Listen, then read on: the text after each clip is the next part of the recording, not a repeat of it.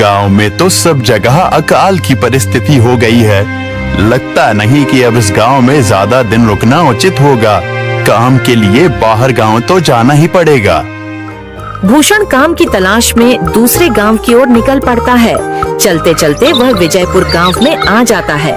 वहां उसका रहने का कोई ठिकाना नहीं था और उसके पास कोई काम भी नहीं था। चलते चलते वह एक अमीर किसान जगत सेठ के पास आ पहुंचता है। सेठ जी, मैं भूषण दूसरे गांव से आया हूँ। हमारे गांव में अकाल की परिस्थिति हो गई है।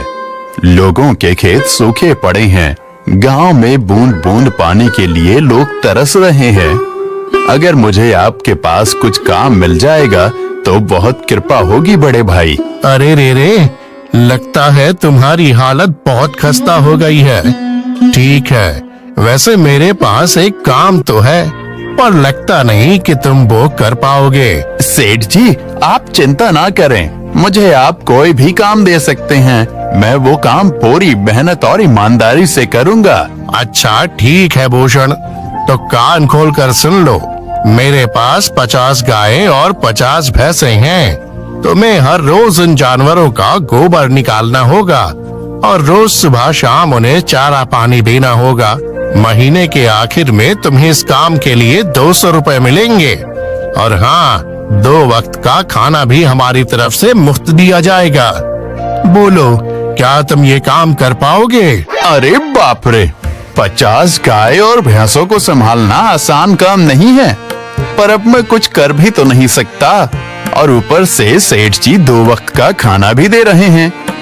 ठीक है सेठ जी, मैं ये काम कर लूंगा, पर एक विनती है। हाँ बोलो भूषण, क्या बात है? सेठ जी, अगर आपको समस्या ना हो तो क्या मैं आपके गायों के साथ गौशाला में रह सकता हूँ? सेठ जी, मैं इस गांव में नया हूँ। मेरा रहने का कोई ठिकाना नहीं है। जग्गा सेठ थोड़ी देर तक सोचता है और भूषण को ऊपर से नीचे तक देखने के बाद उससे कहता है, ठीक है भूषण, तुम गौशाला में रह सकते हो। जी धन्यवाद सेठ जी। तब से भूषण गौशाला में रहकर अपना काम करने लगता है।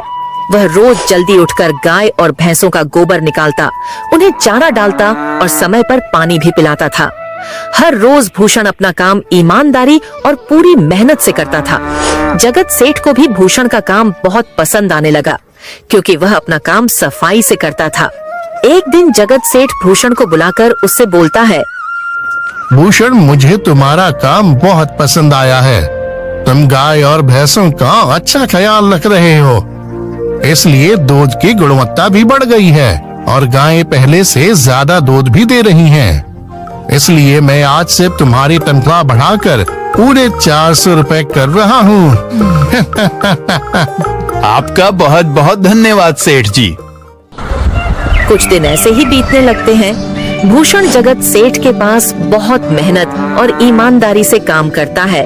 धीरे धीरे भूषण के पास अच्छा खासा रुपया जमा हो जाता है, जिससे वह अपने लिए छोटा सा रहने लायक एक कुटिया बनवा लेता है। उस गौशाला में सोकर तो नाक से गोबर की गंध अभी भी नहीं जा रही। अब आखिरकार मुझे अपने घर में चैन से सोने को तो मिलेगा। तब से भूषण जगत सेठ के पास गौशाला में काम करने आता और 2 वक्त का खाना खाकर अपने घर सोने के लिए चला जाता था। कई साल ऐसे ही बीत जाते हैं। भूषण की मेहनत के कारण उसके पास अच्छा खासा रुपया जमा हो जाता है।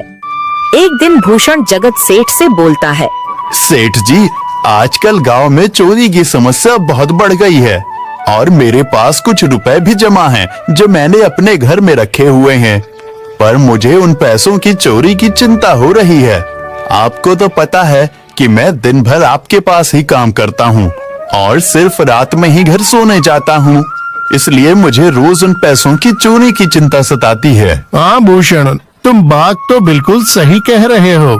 आए दिन गांव में नए नए चोरी के किस्से सामने आ रहे हैं और दिन भर तो तुम्हारा घर खाली ही रहता है, तो चोरी होने की संभावना तो जरूर है। जगत सेठ थोड़ी देर सोचता है और फिर भूषण से कहता है, देखो भूषण, ऐसे समय में तो गांव में एक ही जगह है जहां पर तुम्हारा धन सुरक्षित रह सकता है, और वो है जमींदार का घर। क्या जमींदार का घर? हाँ भूषण, इस गांव के जमींदार बहुत ईमानदार और दयालु हैं। ऐसा मैंने कुछ लोगों से सुना है और उनके घर पर बहुत सारे पहरेदार भी हैं, तो चोरी होने की संभावना बहुत कम है।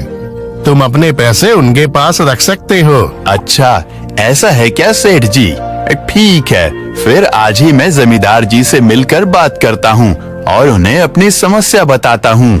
उस दिन भूषण जमींदार जी के घर उनसे बात करने जाता है। तुम रुको, कहाँ अंदर आए जा रहे हो? वहीं रुक जाओ। जी, मुझे जमींदार जी से मिलना है। मुझे उनसे कुछ काम है। क्या काम है तुमको उनसे? मुझे जरा बताओ। जी, मुझे कुछ पैसे रखवाने थे उनके पास, यही काम के लिए आया था मैं। अच्छा ठीक है, तुम अंदर जा सकते हो। नमस्ते जमींदार जी, मैं भूषण जगत सेठ के यहाँ काम करता हूँ। कुछ साल पहले ही मैं दूसरे गांव से यहाँ आया हूँ। अच्छा भूषण, बोलो तुम्हारा क्या काम है मेरे पास? जमींदार जी, मैं सालों से जगत सेठ के पास काम कर रहा हूँ और मैंने कुछ रुपए भी जमा कर लिए हैं, पर बात यह है कि गांव में चोरी की समस्या बहुत बढ़ गई है, तो मुझे अपने रुपए घर में रखने से डर लग रहा है।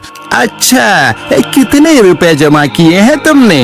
जमींदार जी, यही कोई 5 से 6 हजार रुपए होंगे मेरे पास। वाह, ये तो बड़ी रकम है। मैंने आपकी ईमानदारी के बारे में लोगों से बहुत सुना है, इसलिए मैं अपनी रकम आपके पास कुछ वक्त के लिए रखने आया हूँ। हाँ भूषण, तुमने बिल्कुल सही सुना है। तुम्हारी रकम मेरे पास पूरी तरह से सुरक्षित रहेगी। तुम अब चिंता ही छोड़ दो, मैं सब देख लूंगा। भूषण अपने पैसों की थैली जमींदार को दे देता है। ये पूरे 5,800 रुपए हैं, आप गिनकर देख लीजिए। गिनने की क्या जरूरत है? तुम तो जगत सेठ के आदमी हो, मुझे तुम पर पूरा विश्वास है। जमींदार जी, आपका बहुत बहुत धन्यवाद। अब मुझे चोरों का कोई डर नहीं है, क्योंकि मेरे पैसे सुरक्षित हाथों में हैं। अरे भूषण, कोई बात नहीं, धन्यवाद तो मुझे बोलना चाहिए, जो तुम मेरे पास आए अपने रुपए रखने के लिए। भूषण अपने पैसे जमींदार को देकर अपने घर चला जाता है। हाँ भूषण, तुम्हारे पैसे मेरे हाथों में ही अच्छे लगते हैं। ऐसे ही भूषण ईमानदारी और मेहनत से जगत सेठ के यहाँ काम कर रहा था। देखते ही देखते 2 साल ऐसे ही बीत जाते हैं। एक दिन भूषण सोचता है, अब बहुत साल हो गए जगत सेठ के यहाँ काम करते हुए। वैसे सेठ जी तो बहुत अच्छे इंसान हैं, पर सोच रहा हूँ कि खुद की जमीन लेकर उस पर मेहनत करूँ, तभी मैं बड़ा आदमी बन सकता हूँ। अब जो मेरे पास थोड़े कुछ पैसे हैं और जो जमींदार के पास कुछ पैसे संभालने के लिए दिए हैं, वो जमा करके थोड़ी जमीन खरीद लूंगा। आज ही जमींदार से मिलने जाता हूँ और अपने रुपए मांगता हूँ। ये सोचकर भूषण जमींदार जी के घर चला जाता है। जमींदार जी, मैं अपने रुपए वापस लेने आया हूँ। आपके पास मैंने 5,800 रुपए दिए थे संभालने के लिए। अरे भाई साहब, मैंने पहचाना नहीं आपको, वैसे कौन हो आप? अरे जमींदार जी, मैं भूषण हूँ। पिछले साल मैंने आपको पैसे संभालने के लिए दिए थे, याद आया कुछ? अरे भाई साहब, मेरे पास कितने सारे लोग आते जाते हैं पैसे रखने के लिए, और सभी के साथ मेरा अच्छा व्यवहार होता है। वैसे आपके पास कोई कागजात हैं क्या? क्योंकि मैं हर व्यक्ति से कागज पर ही व्यवहार करता हूँ। किसने कितने पैसे दिए, किसके कितने पैसे रखे हैं, सबका व्यवहार रहता है मेरे पास। जमींदार जी, ये आप क्या बात कर रहे हैं? आपकी ईमानदारी देखकर ही मैंने आपको पैसे दिए थे संभालने के लिए, और आप अब ऐसी बातें कर रहे हैं। कृपया करके मेरे पैसे मुझे वापस कीजिए। हाँ भूषण, मैं ईमानदारी से ही काम करता हूँ, इसलिए तो तुमसे मैं डॉक्यूमेंट्स मांग रहा हूँ। क्या तुम्हें पता नहीं, जब तुम किसी से पैसों का व्यवहार करते हो तो तुम्हें स्टाम्प पेपर पर लिख कर देना पड़ता है। तुम किसी से भी पूछ सकते हो। नहीं जमींदार जी, मैं आपके पैर पड़ता हूँ, कृपया करके मेरे रुपए मुझे दे दीजिए। बड़ी मेहनत से मैंने वो पैसे जमा किए थे, मुझ पर ऐसा अन्याय ना करें। अरे क्या ये झूठ मूठ का रोना धोना लगाया है? लगता है तुम ढोंगी हो और मेरी ईमानदारी और भोलेपन का फायदा उठाकर मुझसे ये रुपए लेने आए हो। रुक, तुझे अभी सबक सिखाता हूँ। जमींदार अपने आदमियों को बुलाकर भूषण की पिटाई करने को कहता है। इसे तब तक मारो जब तक ये बेहोश ना हो जाए। इस 2 कौड़ी के आदमी ने मेरी ईमानदारी पर सवाल उठाया है, इसे छोड़ना मत। जमींदार के आदमी भूषण को डंडे से खूब मारते हैं। फिर भूषण दुखी होकर अपने घर चला जाता है। भूषण के शरीर पर घाव के निशान स्पष्ट दिखाई दे रहे थे। 2 दिन से भूषण घाव के दर्द के कारण जगत सेठ के घर काम के लिए नहीं जा पाता है। इसलिए अगले दिन जगत सेठ भूषण के पास आ जाते हैं। वह देखते हैं कि भूषण खाट पर सो रहा है और वह बड़ा ही चिंता में नजर आ रहा है। भूषण भाई, तुम 2 दिन काम पर नहीं आए, क्या हुआ भाई? तबीयत ठीक है ना तुम्हारी? कुछ समस्या है क्या? अरे सेठ जी, आप खुद यहाँ आए हो। आप खबर भिजवाते तो मैं खुद चला आता। अरे भूषण, कोई बात नहीं, तुम्हें देखकर लगता है तुम बीमार हो। क्या हुआ है तुम्हें? जगत सेठ, क्या बताऊं, जिस जमींदार के पास पिछले साल मैंने अपने पैसे संभालने को दिए थे, वो आज मुझे पैसे वापस नहीं करना चाहता। वो बहुत लालची इंसान है, वो लोगों को ठग रहा है। और जब मैंने बाद में गिड़गिड़ाना शुरू किया तो उसने डंडे से मार मार कर मेरी पिटाई करवा दी और मुझे वहां से धक्के मार कर निकाल दिया। अरे बाप रे, ये तो बड़ा ही गंभीर विषय है। मैंने तो जमींदार के बारे में अच्छा ही सुना था, पर मुझे भी नहीं पता था कि वो इंसान इतना गिरा हुआ है। तभी मैं सोचूं, हर साल उसकी संपत्ति इतनी ज्यादा कैसे बढ़ रही है। मुझे माफ कर दो भूषण, मैंने ही तुम्हें जमींदार के पास जाने को बोला था। गलती तो मेरी भी है। नहीं जगत सेठ, आप तो मेरा अच्छा ही सोच रहे थे। ये तो उस जमींदार का लालच है। अब लगता नहीं मेरे पैसे उस जमींदार से वापस मिलेंगे भी।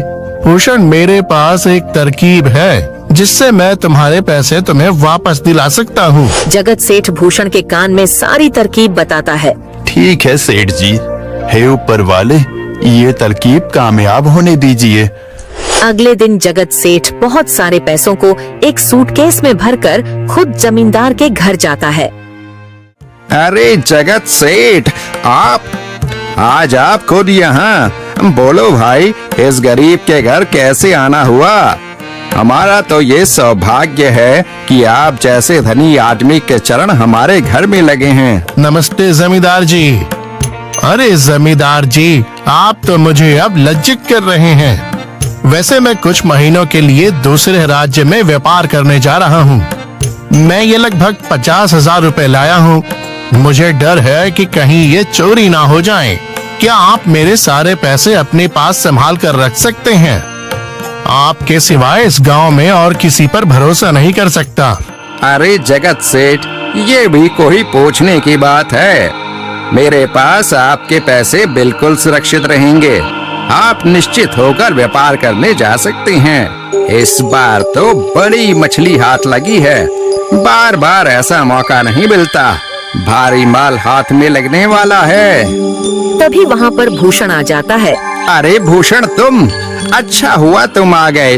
मैं तुम्हारे पास ही आने वाला था। मुझे माफ करना, उस दिन तुम्हें पहचान नहीं पाया।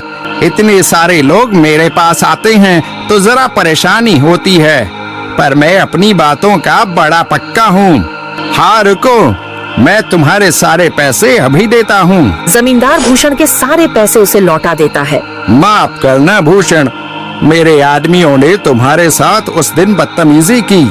मैं आज ही उनको काम से निकालता हूँ। भूषण बिना कुछ बोले वहाँ से चला जाता है। अरे क्या बात है जमींदार जी, आप तो अपने बातों के बहुत पक्के हैं। तो ठीक है, मैं अपने सारे पैसे आपके पास रख सकता हूँ। जगत सेठ इतना बोल ही रहा था कि तभी वहाँ जगत सेठ का नौकर आ जाता है। मालिक, अब आपको बाहर के राज्य में जाने की कोई जरूरत नहीं है। अभी अभी व्यापारियों का संदेश आया है और उसने कहा कि वो खुद हमारे गांव आ रहे हैं। अरे ये तो बहुत बढ़िया बात हुई। अब मुझे इतनी दूर नहीं जाना पड़ेगा। सुन रहे हो जमींदार जी, व्यापारी यहाँ आ रहे हैं। अब मुझे नहीं लगता कि ये पैसे आपके पास रखने का कोई मतलब होगा। चलो, आपका बहुत बहुत धन्यवाद। आपने इतनी ईमानदारी दिखाई मुझे। हाँ, पर अगली बार जरूर आपके पास ही आऊंगा। ऐसा बोलकर जगत सेठ और उसका नौकर वहाँ से अपने पैसे लेकर चले जाते हैं। धत तेरी की, ये क्या हो गया?